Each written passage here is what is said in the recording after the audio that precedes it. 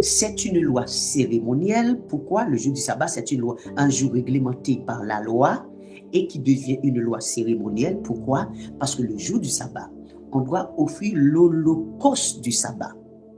Cet holocauste perpétuel qu'on doit offrir chaque sabbat. Raison pour laquelle Jésus-Christ n'a pas recommandé le 7e jour aux disciples ni aux apôtres. Pourtant, il a parlé de tous les 9 commandements, à l'exception du 7e jour qu'il n'a pas recommandé aux apôtres comme étant jour pour observer et adorer. Maintenant, ça, je ferme cette partie-là dans la loi. Maintenant, regardons dans la grâce pour ne pas que je prenne trop long ou lire du temps de texte. Maintenant, regardons dans la loi. Et mon frère a lu tout à l'heure Luc. C'est ça, Luc chapitre 4. Luc 4, le verset 16. Lisons Luc 4, le verset 16, ce que mon frère ne nous a pas dit dedans. Ok, voyons voir Luc 4, le verset 16. Nous allons lire tranquillement, mes bien-aimés. Ok. Alors, le verset 16, verset 15. Il enseignait dans les synagogues, est-il dans les synagogues, parce qu'il rentre dans toutes les synagogues. Il enseignait dans les synagogues, et-il était glorifié par tous. Il se rendit à Nazareth où il avait été élevé. Et selon sa coutume, il entra dans la synagogue le jour du sabbat. Il se leva pour faire la lecture.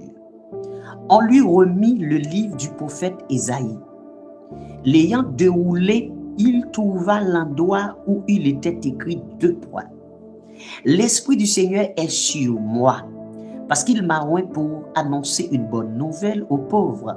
Il m'a envoyé pour guérir ceux qui ont le cœur brisé, pour proclamer aux captifs la délivrance et aux aveugles le recouvrement de la vue, pour renvoyer librement les opprimés, pour publier une année de grâce du Seigneur. Ensuite, il ouvra le livre, le remit aux serviteurs et s'assit.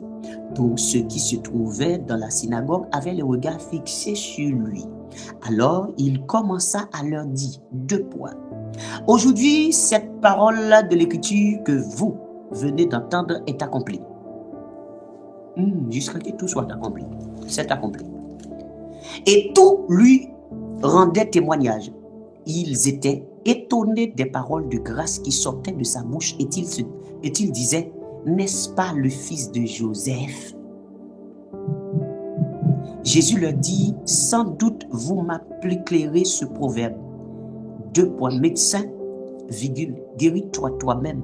Et vous me direz, 2 points, fais ici dans ta patrie, virgule, tout ce que nous avons appris que tu as fait à Capernaum. Mais, ajouta-t-il, je vous le dis en vérité, aucun prophète n'est bien reçu dans sa patrie.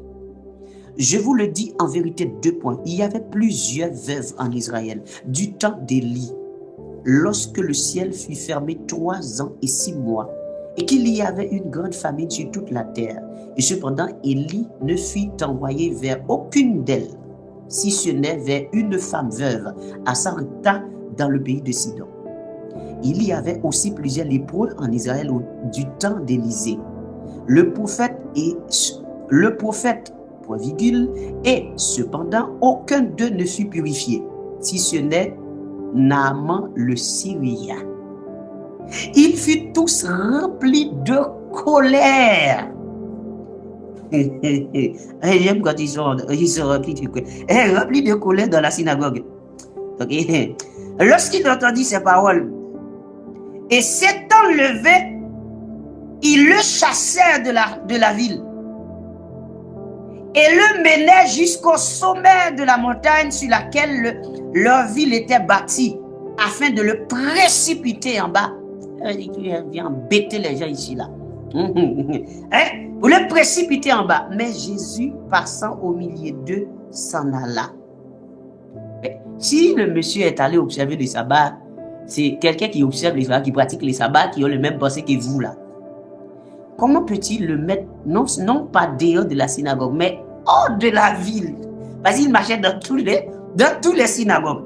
Parce qu'il marchait comme Paul. Paul a fait la même chose dans Acte 17. Entrant dans les synagogues, ils enseignaient que Jésus-Christ est le Christ et on cherche à le tuer.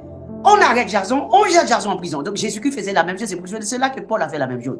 Donc, ils ont failli le précipiter sur une porte et on l'a mis dehors, hors de la ville. Oh, il observe le sabbat, c'est un avant du sabbat. Pourquoi est-ce qu'on le précipite? On a voulu le précipiter, l'expulser dans la falaise. Et il a été obligé de passer au milieu d'eux, il s'en va. Donc jusque-là, nous avons vu que le monsieur n'était pas venu observer le sabbat. Il passait et il déposait le message et ils n'ont pas reçu le message puisque lui, il est en train de faire les choses différentes. Les choses différentes. Donc, là, quelqu'un qui est allé observer le sabbat en toute tranquillité, vous venez, vous vous asseyez tranquillement, il y a les offrandes, les yeux qu'on fait là, dans le top et tout. Ensuite, vous rentrez chez vous. Tranquillement, on va vous dire, oh, comment ça va, je ne sais pas si vous vous saluez à la fin, et puis vous sortez. Mais là, lui, là, non seulement on l'a mis dehors de la synagogue, mais on l'a mis dehors, hors de la ville. Et ils ont failli le précipiter dans la falaise. Donc là, on a vu qu'il était vraiment venu observer le sabbat. C'est vraiment bien. Maintenant, voyons voir s'il n'observe pas le sabbat. Ce n'est pas à moi de le dire. On va voir les pharisiens là. Qu'est-ce qu'ils vont dire? Est-ce que Jésus observait le sabbat, les pharisiens? Répondez-moi, s'il vous plaît.